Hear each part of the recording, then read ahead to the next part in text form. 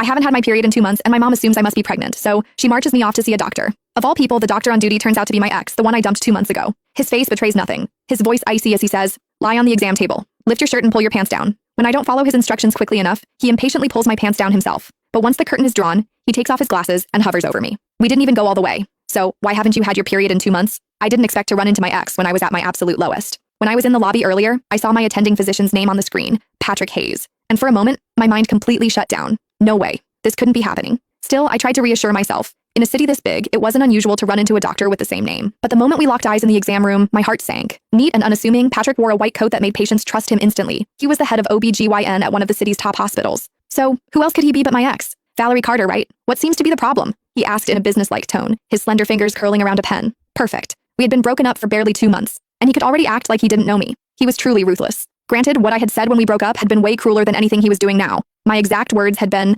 "Patrick Hayes, after today, the only way I'd even consider seeing you again is if you were lying in a hospital bed, begging me to." Now, they had come back to haunt me. We were really meeting again in a hospital. But this time, I was at his mercy. He was the doctor, and I was just a patient waiting for my fate to be decided. Forget about gracing him with a visit. His schedule was completely booked, and I couldn't even snag a single slot myself. Ultimately, my mom had to fork out double the usual price and go through all kinds of trouble just to get an appointment from a scalper. Just moments ago, I overheard a group of young women leaving the clinic whispering excitedly about how handsome the doctor was. According to them, the social media hype wasn't an exaggeration. They didn't even need a prescription. Just seeing him in person was enough. He was devastatingly handsome, the kind of face that made them feel like they could live decades longer just to admire it. At the time, I was curious to see for myself. Was everyone named Patrick Hayes that good looking? Now that I had seen him, devastating was the right word. But I wasn't referring to his looks. I meant myself. I was usually sharp-tongued. However, the moment I stepped into the exam room, it was like my voice had been stolen. I couldn't say a word. My mom, of course, didn't notice a thing. She had no idea about the tension simmering between Patrick and me. Instead, she started rattling off my symptoms at full volume. "Dr. Hayes, she hasn't had her period in 2 months. Either she's pregnant or something's seriously wrong.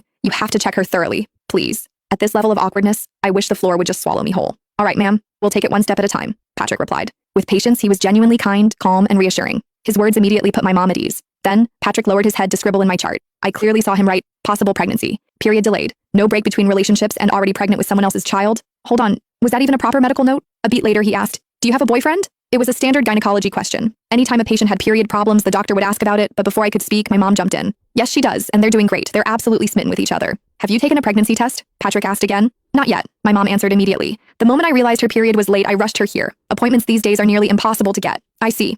At first glance, Patrick still looked completely calm, but I had already sensed trouble. I could see his grip on the ballpoint pen tightening until his knuckles turned white. Even the pen tip had bent at an absurd angle, the pressure tearing through 3 sheets of paper. "Come on, man, that was my medical chart, not a murder list." "Could she be pregnant?" my mom asked, sounding almost thrilled. Without missing a beat, I shot to my feet.